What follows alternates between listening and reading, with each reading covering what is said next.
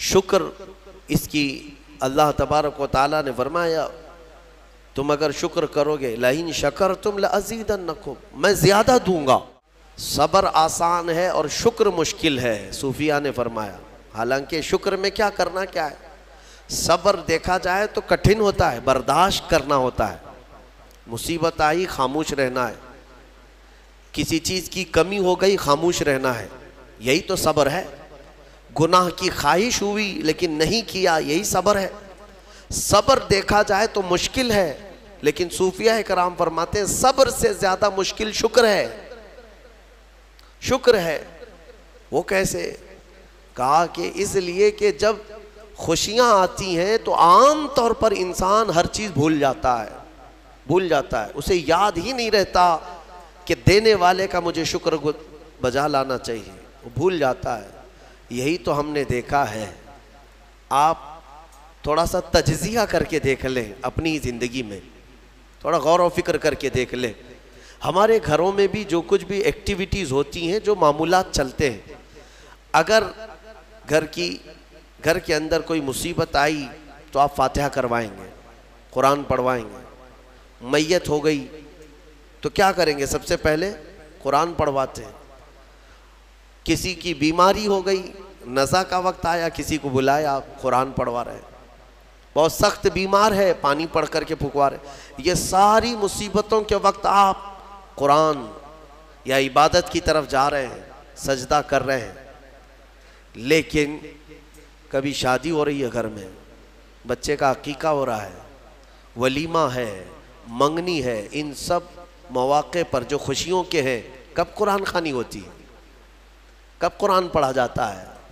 کیا رب ذوالجلال کی بارگاہ میں پہلے سے کوئی شکرانے کی محفل ہوتی ہے؟ بہت کم دیکھا گیا۔ موت پر، غم پر، بیماری پر دعائیں مانگی تو ضرور جاتی ہیں، قرآن پڑھا تو جاتا ہے، لیکن خوشیوں کے موقع پر بندہ بھول جاتا ہے۔ اسی لیے صوفیاء اکرام نے فرمایا شکر جو ہے یہ مشکل ہے، اور منافق شکر نہیں کر سکتا۔ یہ مومن کو عطا کی ہوئی نعمت ہے شکر کرنا۔ شکر کیسے کریں گے آپ؟ شکر کے بہت سارے طریقے ہیں۔ صرف یہ نہیں ہے کہ زبان سے کہہ دیا الحمدللہ، بلکہ تمہارے ہاتھ و پیر بھی شکر بجا لاتے ہیں، تمہاری زبان بھی اور تمہارا دل بھی۔ تینوں طریقے ہیں شکر کے۔ کسی کی زبان چلتی ہی نہیں تو کیا وہ شکر گزار نہیں ہے؟ لیکن اگر اللہ رب العزت کے حوالے اپنے آپ کو کر دیا، دل سے وہ کہتا ہے کہ مولا میرا کچھ نہیں، سب تیرا ہے، وہ دل سے کہہ رہا ہے، اس کے دل کا شکر ہے۔ وہ ہاتھ اور پیر اگر عبادت کے لیے اٹھاتا ہے تو یہ ہاتھوں اور پیروں کی طرف سے اللہ کا شکر ہے، اور پھر زبان سے اگر کہتا ہے تو یہ زبان کا شکر ہے، الحمدللہ۔ اور میرے عزیزو، اللہ تبارک و تعالیٰ کو شکر ہی پسند ہے، اور شکر کا جو سب سے بہترین لفظ ہے وہ کیا ہے؟ شکر کرنے کا اللہ کا سب سے بہترین لفظ کیا ہے؟ الحمدللہ۔ یہی ہے نا؟ آپ کو عادت ڈالی گئی ہے کہ کسی نے بھی اگر آپ سے پوچھا کہ طبیعت کیسی ہے تو آپ کیا کہتے ہیں؟ الحمدللہ۔ چاہے سر درد ہو ہی رہا ہو لیکن آپ کہتے ہیں الحمدللہ۔ یہ شکر کرنے کا سب سے بہترین لفظ کیا ہے؟ الحمدللہ۔ اب میں آپ کو بتاتا ہوں یہ سب سے بہترین لفظ ہے، اسی لیے دیکھو کہ اللہ نے اپنی کتاب، آخری کتاب قرآن بھی اپنے حبیب پر اتارا تو اس کا سب سے پہلا ورڈ کیا رکھا؟ الحمدللہ۔ الحمدللہ سے پورا قرآن شروع ہوا۔ پھر تم اگر مولا کی بارگاہ میں عبادت کے لیے کھڑے ہوئے، نماز کے لیے رکعت باندھے، امام اگر کہیں سے جہر میں شروع کیا تو کہاں سے؟ نماز میں بھی اگر امام قرات شروع کرتا ہے تو کہاں سے شروع کرتا ہے؟ الحمدللہ سے ہی شروع کرے گا۔ میرے عزیزو، اتنا ہی نہیں بلکہ روایتیں ملتی ہیں کہ آدم علیہ السلام کو جب پیدا کیا گیا اور ان کے جسم میں روح ڈالی گئی، آپ کو چھینک آئی، سب سے پہلے آپ کی زبان سے نکلا الحمدللہ۔ اس سے اندازہ کرو کہ میرا مولا شکر پسند کرتا ہے، شکر پسند کرتا ہے۔ اسی لیے 30 سے زیادہ مرتبہ تم سے پوچھ رہا ہے مولا کون کون سی نعمتوں کو جھٹلاؤ گے؟ تم اللہ رب العزت کے آگے سیرنڈر ہو جاؤ، سپرد ہو جاؤ کہ مولا نہیں، میں تیری کسی نعمت کا انکار نہیں کرتا، تمہیں اندازہ بھی نہیں ہے تمہارے پاس نعمتیں کیا کیا مولا نے دیا ہے، تمہیں اندازہ بھی نہیں ہے۔ وَإِن تَعُدُّوا نِعْمَةَ اللَّهِ لَا تُحْصُوهَا، اللہ فرماتا ہے اگر تم گننا چاہو گے اللہ کی نعمتیں ہرگز گن نہیں سکو گے۔ کیسے گنیں گے؟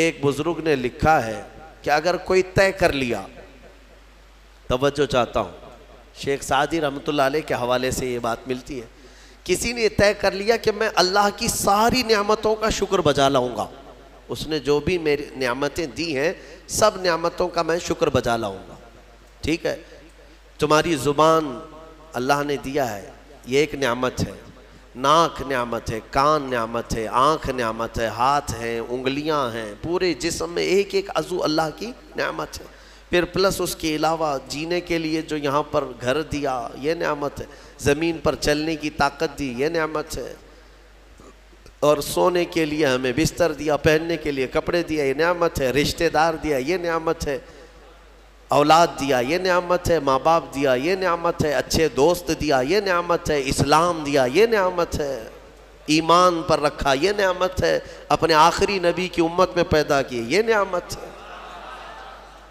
یہ ہزاروں نعمتیں ہیں۔ لیکن اگر تم چلو طے کر لیتے ہو کہ میں اللہ کی ساری نعمتوں کا ایک بعد دیگرے شکر بجا لاؤں گا، اے اللہ تو نے مجھے زبان دی الحمدللہ، تو نے مجھے ناک دی الحمدللہ، سب نعمتوں کا شکر کرنے کا اگر کسی نے ارادہ کر لیا تو شیخ سعدی فرماتے ہیں تو پہلے وہ بیٹھ جائے، اس کو اللہ نے جو سانسیں دی ہیں نا یہ سب سے بڑی نعمت ہے، ایک سانس اندر جاتی ہے یہ نعمت، سانس باہر نکلتی ہے یہ نعمت، اگر تم نے سانس لے لیا نکلی نہیں باہر تو ختم ہو گئی تمہاری زندگی، اور سانس نکلی اندر لے نہیں پا رہے ہو یہاں پر بھی زندگی ختم۔ سانس لینا ایک نعمت، سانس باہر چھوڑنا یہ ایک نعمت، شیخ سعدی فرماتے ہیں، اور ہر سانس نہیں ہوتی ہے، پرانی سانس نہیں آئے گی، پھر ہر سانس نہیں ہے، تو ہر سانس کے بدلے ہی تم اگر الحمدللہ کہتے رہ جاؤ گے تو زندگی گزر جائے گی سانسوں کے شکر پر، باقی نعمتیں ویسی ہی رہ جائیں گی، صرف سانسوں کے شکر پر تو زندگی گزر جائے گی۔ میرے عزیزو اندازہ بھی نہیں کر سکتے کہ اللہ نے کون کون سی نعمتوں سے نوازا ہے۔ تمہیں پتہ ہے میں ایک مرتبہ اس چیز کو بھی پڑھا تھا کہ اگر تمہیں سانس خرید کر کے لینا پڑ جائے، ہاسپٹل میں جا کر کے دیکھو آکسیجن کا ایک سلنڈر جو کبھی مریضوں کو لگایا جاتا ہے کتنی قیمت کا ہوتا ہے، دن بھر میں وہ کتنے سلنڈر سانس کھینچتا ہے۔ اس اعتبار سے اگر تمہاری زندگی 60 سال کی ہوئی اور 60 سال تمہیں آکسیجن خرید کر کے لینا پڑا تو تقریباً اس کی قیمت جو ہے کئی 100 کروڑ میں چلی جاتی ہے۔ ایک اندازے کے مطابق 50 سے 60 کروڑ کا آکسیجن تمہیں لگ جاتا ہے، تو کیا یہ ہر آدمی کیپیبل ہے اپنی سانسوں کو پیسے سے خرید سکے گا؟ اور رب ذوالجلال نے تمہارے لیے اتنی آسانیاں کی ہیں کہ سانس ایسا نہیں ہے کہ فلاں شہر میں ملتی ہے جا کر کے لائیں اور پھر کھینچیں، تم جہاں ہو تمہاری ناک کے قریب ہوائیں کیا ہے۔ اس رب قدیر نے اتنی بڑی نعمتوں سے تمہیں نوازا، تمہیں اندازہ بھی نہیں ہے، اور اسی لیے رب تعالیٰ فرماتا ہے فَبِأَيِّ آلَاءِ رَبِّكُمَا تُكَذِّبَانِ، تم میری کون کون سی نعمتوں کو جھٹلاؤ گے۔ حاتم اصم ایک بزرگ ہے، حضرت حاتم خلیفہ ہارون رشید کے زمانے کے ہیں۔ خلیفہ ہارون رشید کے زمانے میں بادشاہ نے ایک مرتبہ ان کو طلب کیا اور پوچھا کہ کچھ نصیحت کیجیے آپ مجھے۔ وہ اکثر بڑے بڑے علماء کو دربار میں بلاتا اور نصیحت حاصل کرتا۔ حضرت حاتم اصم رضی اللہ تعالیٰ عنہ نے بادشاہ سے ایک سوال کیا کہ ہارون اگر تمہارے ساتھ ایسا ہو جائے زندگی میں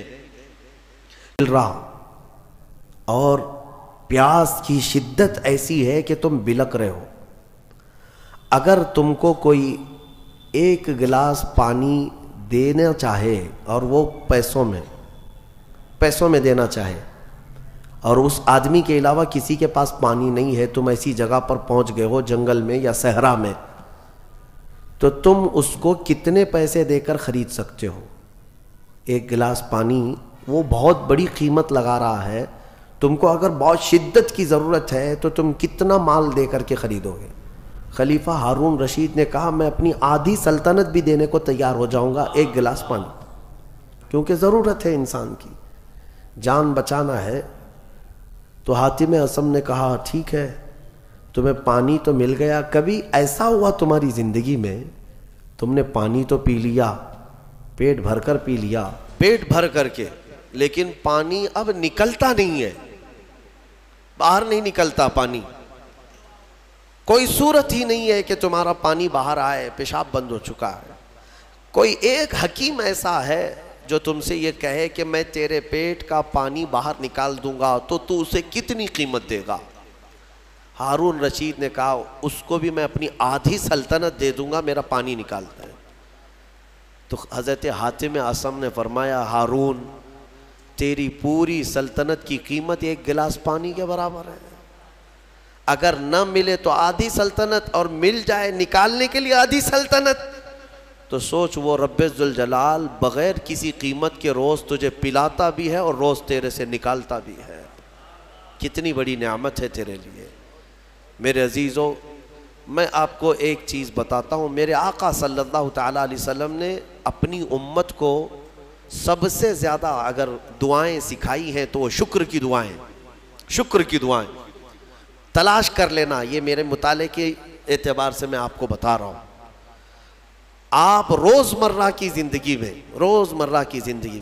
جو چیز بھی کرتے ہیں اس میں اللہ کا شکر ہے، میرے آقا نے سکھایا۔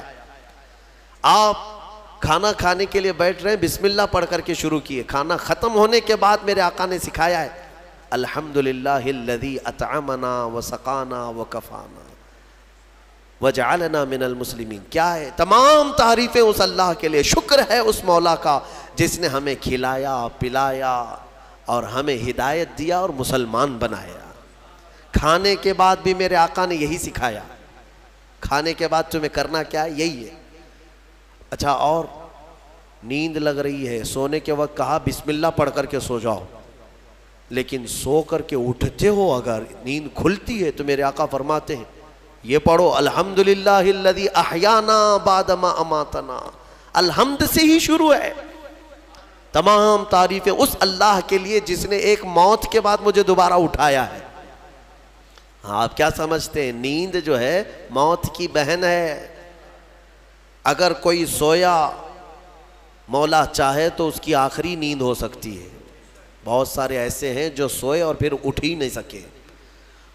نیند کی حالت ایسی ہوتی ہے کہ وہ آدھی موت کے برابر ہے، اس کو خبر نہیں ہوتی، اسی میں وہ چلا بھی جا سکتا ہے، اور پھر جب تمہیں بیدار کرتا ہے مولا تو یہ نعمت ہے، بہت بڑی نعمت ہے کہ تمہیں موت کے منہ میں لے جا کر واپس لے آیا۔ جب بھی تم اٹھتے ہو میرے آقا نے فرمایا شکر بجا لاؤ، شکر ہے اس اللہ کا، تمام تعریفیں اس اللہ کی۔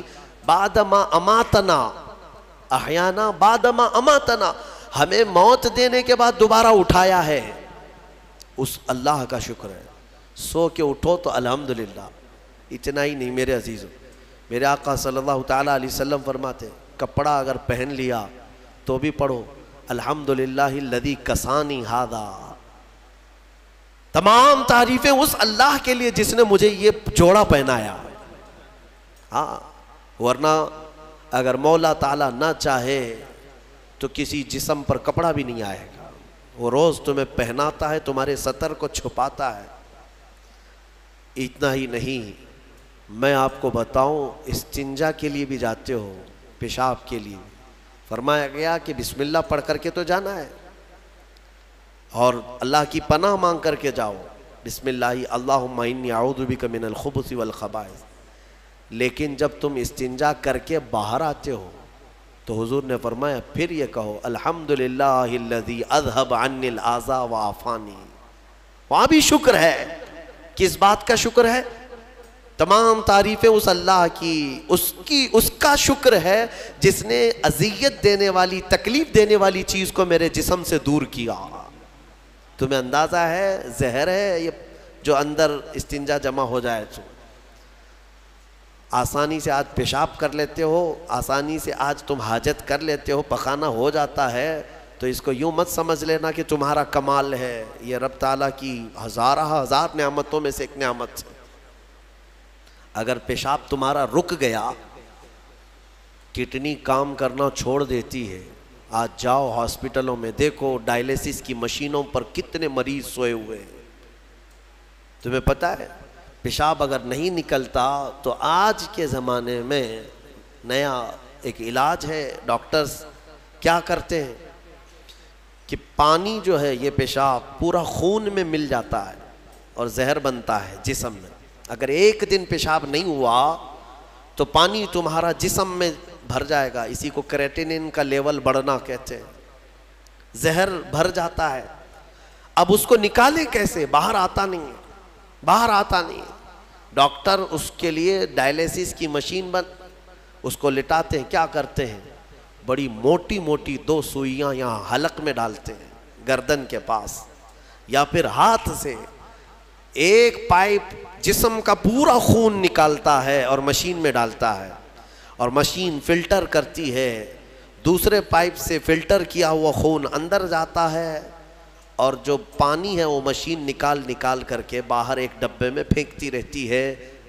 میرے عزیزو، میں نے اپنی آنکھوں سے دیکھا ہے ایک بار ڈائلیسس کرنے کے لیے 4 گھنٹے لگتے ہیں، 4 گھنٹے لگتے ہیں، اور کئی مریض ایسے ہیں جن کو ہفتے میں 3 مرتبہ یہ کرنا پڑتا ہے، اور ڈاکٹر ان کو 1 بوتل پانی دیتا ہے، لمیٹڈ پانی پینا، پورے 2 دن میں 1 لیٹر سے زیادہ پانی مت پیو۔ اللہ چاہ کر کے وہ پانی نہیں پی پاتے، چمچ سے پانی پیتے ہیں، ڈھکن سے پانی پیتے ہیں کہ زیادہ ہو گیا تو جسم میں نکلنے کی جگہ نہیں ہے۔ خیر یہ تو ڈاکٹرز نے پیشاب نکالنے کے طریقے تو اپنا لیے میرے عزیزوں، لیکن اگر پخانہ نہیں نکلا تو اب تک اس کے علاج بھی نہیں ملتے۔ کھا لیا آپ نے، اگر یہ غلاظت نہیں نکل پائی تمہارے اندر تو پورے جسم میں یہ زہر بن کر کے پھیل جائے گا، موت کا سبب بن جاتا ہے۔ جب ہم بیت الخلاء میں جاتے ہیں اور پیشاب پاخانہ کر کے نکلتے ہیں تو تمہیں کیا لگتا ہے میرے عزیزو؟ یہ اللہ کی ہزارہ نعمتوں میں سے ایک نعمت ہے کہ اذیت دینے والی چیز کو اس نے ہمارے جسم سے ہٹایا ہے۔ اسی لیے مولا فرماتا ہے فَبِأَيِّ آلَاءِ رَبِّكُمَا تُكَذِّبَانِ، تم میری کون کون سی نعمتوں کو جھٹلاؤ گے؟ اچھا یہ تو نکلنے والی بات میں نے کیا نا، نکلنے والی بات، لیکن تمہیں پتہ ہے تمہیں اگر کھانے کے لیے بھوک نہ لگے تو کچھ نہیں کر سکو گے۔ کھانے کی خواہش ہونا یہ اللہ کی نعمت ہے، بھوک لگنا یہ اللہ کی نعمت ہے۔ اچھا یہ بھی میں آپ کو بتا دوں، بھوک لگتی نہیں ہے کسی کو تو یہ مصیبت ہے، کھا ہی نہیں سکتا، بغیر بھوک کے وہ اندر لے بھی نہیں سکتا لقمہ۔ یہ رب تبارک و تعالیٰ کی طرف سے نظام رکھا گیا ہے، وہ بھوک لگتی ہے وہ کھاتا ہے۔ اور ایک بات میں بتا دوں، ایک بڑی بیماری ہے دنیا کی، بھوک تو بہت لگتی ہے، آدمی کھائے جاتا ہے لیکن پیٹ بھرتا نہیں، سیرابی نہیں ہوتی، شکم سیر نہیں ہوتا۔ یہ بیماری ہے ہیضے کی بیماری۔ اس بیماری میں حجاج بن یوسف مر گیا، ہاں بڑا گورنر تھا، جانتے ہیں بھوک اتنی لگتی تھی اس کو کہ ایک مرتبہ ایک گائے پوری ذبح کر کے بھون کر کے اس کو کھلائی گئی، پیٹ نہیں بھرا، خواہش ابھی بھی باقی ہے، بھوک ابھی بھی ہے، اور کچھ کھلا دو اور کچھ کھلا دو۔ اس کو پھر انڈے کھلائے گئے، مرغیاں کھلائی گئی، اتنا کھلایا گیا کہ پیٹ پھٹ گیا، پیٹ پھٹ گیا اور زہریلا ہو گیا۔ آپ کو کیا میں بتاؤں، پیٹ 4 لقمے کھانے کے بعد، کسی کو 10 لقمے کھانے کے بعد ایسا لگتا ہے نا پیٹ بھر گیا، الحمدللہ پیٹ بھر گیا ہے۔ یہ جو شکم سیر آپ کو لگتا ہے یہ اللہ کی نعمت ہے۔ کچھ لوگوں کو یہ بیماری ہے کہ تم ان کو 4 کلو بھی اندر کچھ ڈال دو تو یہاں کی جو چاہت ہے وہ نہیں جائے گی، ہاں خواہش نہیں ختم ہوگی۔ اسی طرح پیاس لگنا اللہ کی نعمت ہے، اور پیاس کا بجھ جانا یہ بھی نعمت ہے۔ سکرات کے وقت میں فرمایا گیا اگر ایک ندی پانی بھی اس کو پلایا جائے تو یہ حلق نہیں سوکھے گا، پیاس باقی رہے گی، اور پانی اور پانی اور پانی۔ تم اندازہ کر سکتے ہو ایک گلاس پانی پینے کے بعد اگر ٹھنڈک لگی، ہاں پیٹ بھر گیا، پیاس بجھ گئی، نعمت ہے اللہ کی یہ۔ اور ایک بیماری یہ ہے کہ اس کے اندر ایک بالٹی پانی بھی ڈال دیا جائے تو حلق نہیں سوکھتا، پیاس بجھتی نہیں ہے، پھر زبان چپکنے لگتی ہے، زبان چپکنے لگتی ہے، حلق سوکھنے لگتا ہے، یہ بیماری ہے۔ میرے عزیزوں، میں تو صرف تمہارے جسم کی نعمتیں گنا رہا ہوں، تمہیں اندازہ بھی نہیں ہے۔ ابھی چند دنوں قبل میں نے اپنے بچوں کے سامنے بھی ایک بات عرض کیا تھا۔ میں 1-2 سال قبل شاید ایک مطالعے میں تھا، کسی چیز کی اسٹڈی میں، ایک نئی چیز میرے مطالعے پہ آئی تھی۔ ایک صاحب کئی دنوں سے وہ بیمار رہتے تھے، ان کو ہوتا کیا تھا، چلتے تھے تو اچانک ٹیڑھے ہو جائے اور ایسا لگے کہ دیوار گر رہی ہے، روڈ پہ چلے تو ایسا لگے کہ یہ گاڑی میرے اوپر گرے گی۔ ہاں یہ ایک بیماری ہے۔ آپ زمین پر کھڑے ہوتے ہیں، 2 پیروں سے کھڑے ہوتے ہیں نا، بیلنس کیسے رہتا ہے تمہارا؟ یہ چاہے موٹے ہو تگڑے ہو لیکن سیدھے تو کھڑے رہتے ہو، اور چلتے ہو تو کیا ایک طرف جھک جھک کے چلتے ہو، کبھی ادھر کبھی ادھر نہیں، ہوائیں چاہے جتنی بھی آئیں آپ سیدھے چلتے ہیں۔ یہ کون ہے جو تمہارے بیلنس کو مینٹین کیا ہوا ہے؟ صرف 2 ٹانگوں پر تمہارے پورے وزن کو کس نے قائم رکھا ہے؟ اگر تجربہ کرنا ہے تو مٹی کا ایک پتلا اس طرح سے چلا کر کے دکھاؤ، 2 ٹانگوں پر چلا کر کے دکھاؤ، بیلنس کون رکھے گا؟ ارے پتلے بھی اگر بنا کر کے کھڑا کرتے ہیں کہیں اسٹیچو تو انہیں گاڑ دیتے ہیں، کھڑا نہیں کر پائیں گے۔ اتنا تمہاری ہی وزن کے برابر 80 کلو کا ایک پتلا بناؤ مٹی کا اور اس کو صرف پیروں پہ کھڑا کر کے دکھاؤ، نہیں کھڑا ہوگا، ہوا آئے گی گر جائے گا۔ تمہیں ہوا کیوں نہیں گراتی؟ کون ہے جو تمہیں برقرار رکھا ہوا ہے؟ آپ کو میں بتاؤں تو حیرت ہوگی آپ کہ کون سی چیز مینٹین کرتی ہے، پتہ ہے آپ کو کون سی چیز تمہارے جسم کے اندر؟ نہ تمہارے ہاتھ نہ تمہارے پیر۔ اللہ اکبر، اللہ کی نعمتوں پر قربان جاؤ۔ ایک صاحب انہوں نے مجھ سے ملاقات کی تھی اور اپنی بیماری یہ بتائی تھی کہ ایسا لگتا ہے، تعویذ بھی کرائے، دعا بھی کرائے، وظیفے بھی کروائے، بہت ساری۔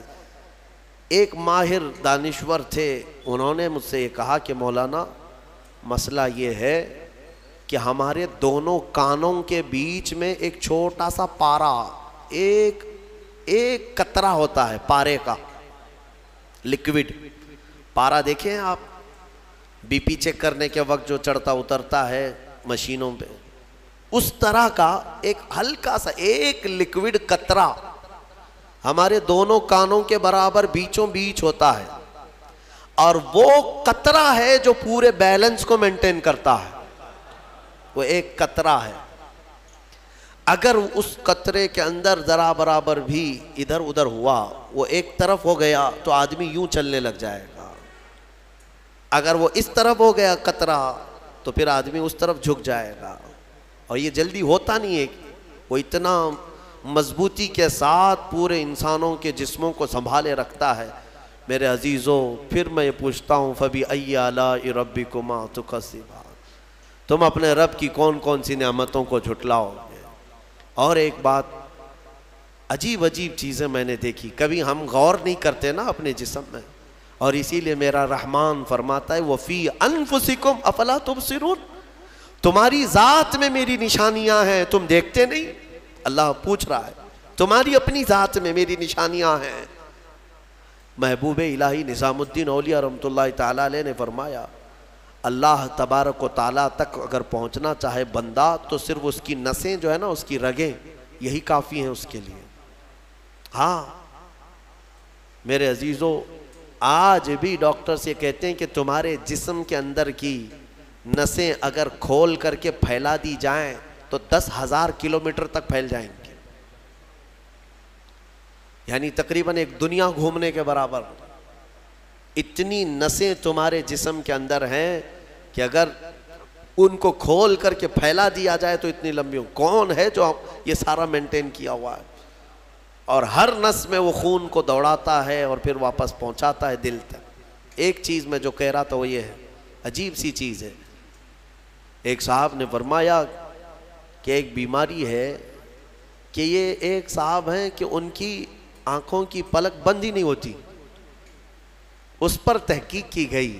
میرے عزیزو کتنی چھوٹی چیز لگتی ہے، آپ پلکیں جھپکاتے ہیں نا، آپ کے اختیار میں نہیں، اور بہت ہلکی سی ہے، یوں کیا بند ہوئی، یوں کیا کھول دیا، آنکھیں بند ہو رہی کھل رہی ہے۔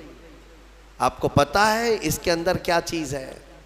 کہا کہ ایک بہت ہلکا سپرنگ ہے ان پلکوں کے بھی اوپر، باقی سب جگہ اس طرح اپنے آپ نہیں ہوتے ہیں کہ خود سے جو ہے بند ہو رہی ہو کھل رہی ہو۔ کان کیا اس طرح کرتا ہے ہمارا؟ اٹھ گیا اپنے آپ، بیٹھ گیا اپنے آپ۔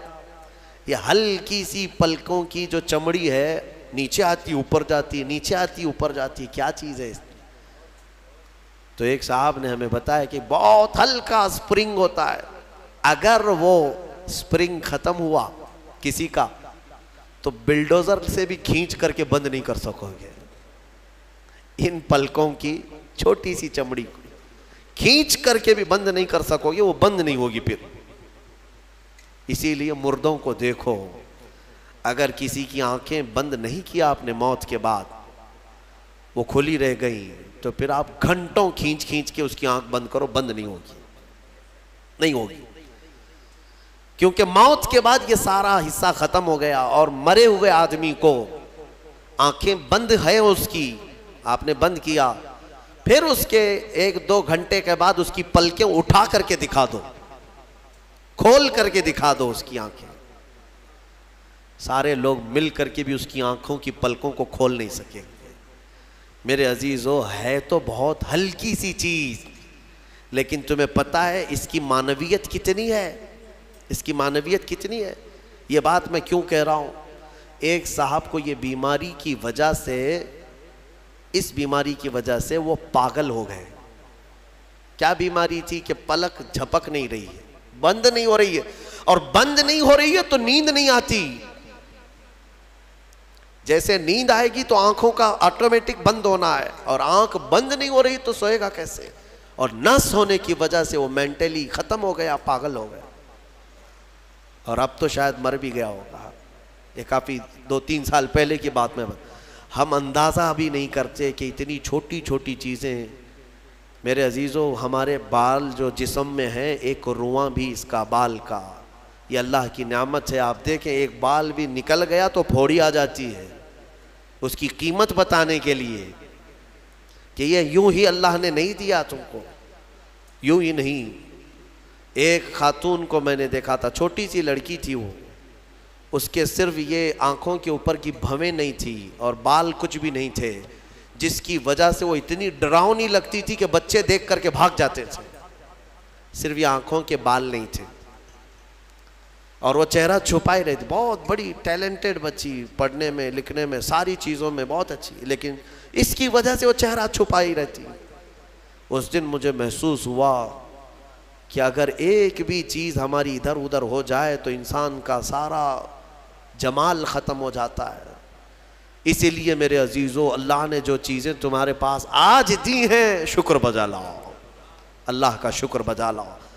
اور سورہ رحمان آج تم نے سنا ہے، بار بار مولا کی بارگاہ میں عرض کرو، مولا ہم تیری کسی نعمت کو نہیں جھٹلاتے، ہر نعمت پر تیرا شکر بجا لاتے ہیں۔ میں اپنی گفتگو کو سمیٹتے ہوئے آخر میں ایک حدیث سنا دیتا ہوں۔ اللہ کے حبیب صلی اللہ تعالیٰ علیہ وسلم نے ارشاد فرمایا، آج ہی میں نے درس قرآن میں بھی سنایا تھا، حضور اکرم صلی اللہ علیہ وسلم نے فرمایا، 3 چیزوں کو غنیمت جانو، 3 چیزوں کے آنے سے پہلے پہلے۔ وہ 3 چیزیں کیا ہیں؟ توجہ سے سنو۔ میرے آقا فرماتے ہیں، جوانی ہے تو غنیمت جانو بڑھاپا آنے سے پہلے، جوانی کو غنیمت جانو بڑھاپا آنے سے پہلے، اس لیے کہ بڑھاپے میں جو کچھ ہوتا ہے وہ پھر وہ بوڑھوں کو معلوم ہے، ساری چیزیں ایک کے بعد دیگرے رخصت ہونے لگ جاتی ہیں، وہ طاقت نہیں، وہ قوت نہیں۔ بڑھاپے میں بہت خواہش تو ہوتی ہے کرنے کی لیکن کر نہیں سکتا. اسی لیے جوانی کو غنیمت جانو. اے نوجوانوں، عیاشی میں برباد کرو گے تو پچھتاؤ. دوسری چیز میرے آقا فرماتے ہیں آج صحت ہے تو صحت کو بیماری سے پہلے غنیمت جانو. بیمار ہونے سے پہلے دیکھو اپنے ہاتھوں کو، پیروں کو، سب صحیح سلامت ہے. آج آنکھ دیکھ رہی ہے، کان سن رہے ہیں، زبان بول رہی ہے، ہاتھ پیر چل رہے ہیں. شکر کرو اللہ کا. اس لیے کہ ہم نے دیکھا ہے چند دنوں کے بعد ایسی بیماریاں جکڑ لیتی ہیں، سجدہ کرنا چاہتا ہے لیکن پیر مڑتے نہیں، پیر جام ہو گئے. رکوع کرنا چاہتا ہے، کمر جھکتی نہیں. آج صحت ہے تمہارے پاس، کل آنکھیں ساتھ چھوڑنے لگ جائیں گی، کان کم سنائی دینے لگ جائیں گے، زبان میں راشا طاری ہونے لگ جاتا ہے، ہکلاہٹ آنے لگ جاتی ہے. چاہ کر کے بھی بہت ساری چیزیں تم کر نہیں پاتے. اسی لیے آج صحت ہے، غنیمت جانو اس کو.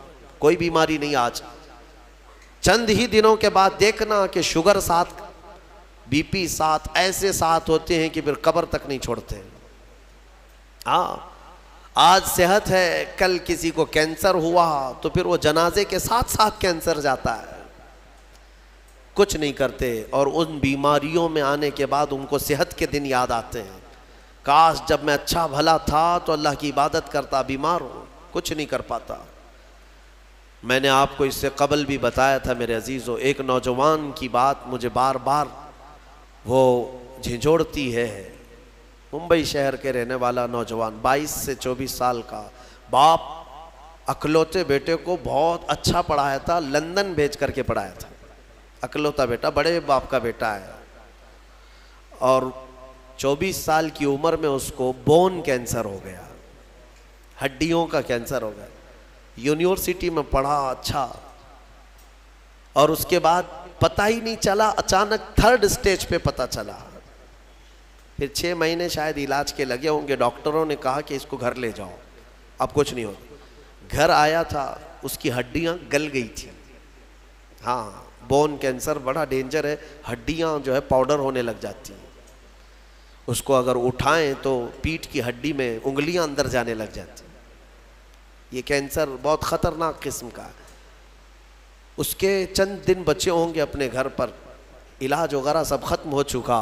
اس نے اپنے باپ کو ایک دن حسرت سے بلایا اور کہا ابا میری وہ 10ویں کی 12ویں کی گریجویٹ کی یہ جو مارک شیٹ ہے، سند ہے، جو میں نے میڈل حاصل کی وہ کہاں ہے؟ کہا بیٹا سب سنبھال کے رکھا ہوں. کہا میں دیکھنا چاہتا ہوں. باپ نے وہ ساری چیزیں الماری سے اس کو دیا کہ یہ سرٹیفکیٹ ہے، یہ تیری سند ہے، یہ مارک شیٹ ہے، یہ ساری چیزیں ہیں. وہ نوجوان بستر پر لے کر کے اپنی سرٹیفکیٹ پڑی ہوئی، اس میں ٹاپر بھی رہا ہے، وہ سب چیزیں دیکھ دیکھ کر کے رونے لگا. اور پھر اپنے باپ سے ایک سوال کیا کہ ابا یہ ساری مارک شیٹ اور سند میں کون سی ایسی ہے جو میں منکر نکیر کو بتاؤں تو مجھے چھوڑ دیا جائے؟ کیونکہ میں جا رہا ہوں اب آخری سفر پر، میں آخری سفر پر جا رہا ہوں. اب تو میرے پاس اتنا وقت بھی نہیں ہے کہ میں کوئی اور چیز حاصل کروں. اس کے باپ نے مجھے یہ چیز بتائی تھی. وہ کہتے تھے کہ مولانا آپ بچوں کو بتاؤ، واقعی صحت جب تک تھی تم نے نہ قرآن کی طرف توجہ دیا، نہ میرے رحمان کو راضی کرنے کی کوشش کی. صحت آج ہے تو شکر بجا لاؤ اللہ کا. بیماری میں وہ مولا تمہارے ساتھ ہوگا. 2 چیزیں میں نے عرض کی ہے. جوانی کو غنیمت جانو بڑھاپا آنے سے پہلے، صحت کو غنیمت جانو بیمار ہونے سے پہلے، اور سب سے بڑی چیز میرے آقا فرماتے ہیں زندگی کو غنیمت جانو موت آنے سے پہلے. ہاں ٹھیک ہے، بڑھاپے میں کچھ تو کر سکتے ہو، بیماری میں کچھ تو کر سکتے ہو، مرنے کے بعد کیا کر سکتے ہو؟ تو اس لیے آج زندہ ہیں، اسی کو غنیمت جانو کہ اللہ ابھی تو ملک الموت نہیں آیا، ابھی تمہارے پاس ٹائم باقی ہے، سانسیں چل رہی، وقت باقی، صحت بھی ہے، جوانی بھی ہے، زندگی بھی ہے، تو سب ہے تمہارے پاس. پھر اللہ کی ناشکری کرنا میرے عزیزوں یہ سب سے بڑا گناہ ہے. اسی لیے میرے آقا صلی اللہ علیہ وسلم نے فرمایا معراج کی رات میں نے جہنم میں سب سے زیادہ عورتوں کو دیکھا. حضور سے پوچھا عورتوں نے کہ کس وجہ سے؟ حضور نے وجہ یہی بتائی، ہن یکفرن العشیر، وہ اپنے شوہروں کی ناشکری کرتی ہیں. ناشکری کرتی ہیں. کب تو نے میرے ساتھ اچھا کیا, یہ لفظ کہتی ہیں جس کی وجہ سے مولا ان کو جہنم میں پہنچایا. عورت اگر شوہر کی ناشکری کی وجہ سے جہنم میں ہے تو یہ بندے جو سیدھے رحمان کے ناشکرے ہیں وہ کس قدر جہنم میں جلیں گے. اسی لیے میں ڈراتا ہوں اس بات سے کہ اللہ رب العزت کا شکر بجا لاؤ. جیسا رکھا ہے اس نے بہت ہے, بلکہ دیکھا جائے تو ہماری حیثیت سے زیادہ اس نے عطا کیا ہے.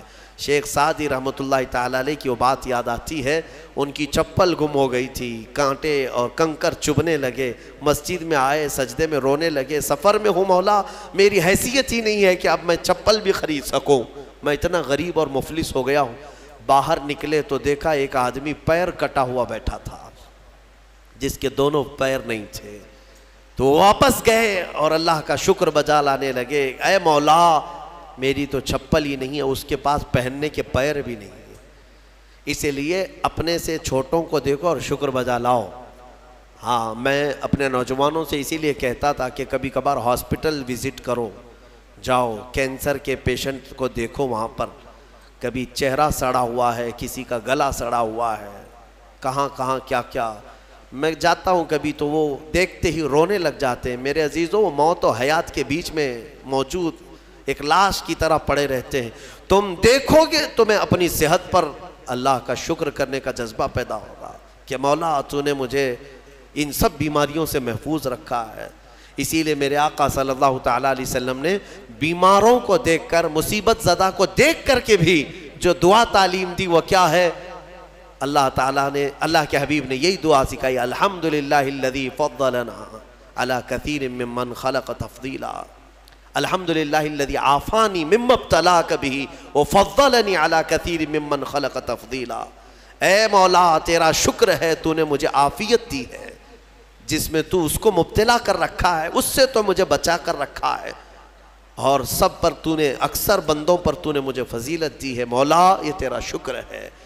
اسی لیے میں کہوں گا فَبِأَيِّ آلَاءِ رَبِّكُمَا تُكَذِّبَانِ, اے انسانوں اور جنات تم اپنے رب کی کون کون سی نعمتوں کو جھٹلاؤ گے؟ اگر جھٹلاؤ گے تو پھر پکڑ ہوگی. مولا کریم کی بارگاہ میں عرض کرو, مولا ہماری ہر سانس کے بدلے تیرا کروڑ شکر و احسان ہے, اور سب سے بڑا تیرا انعام اور تیرا شکر یہ ہے کہ مولا ہمیں لائق نہ ہونے کے باوجود تو نے اپنے محبوب کی امت میں ہمیں پیدا کیا ہے, ایمان دیا, اسلام دیا. اور مولا تیرے دربار میں اتنی التجا ہے کہ اے کریم خدا ہماری آخری سانس بھی تو ہمیں ایمان پہ عطا فرما, تیرے حبیب کے قدموں میں موت عطا فرما, اور جب اٹھائے جائیں تو شکر گزار بندوں میں ہمارا حشر فرما. وآخر دعوانا الحمدللہ رب العالمین.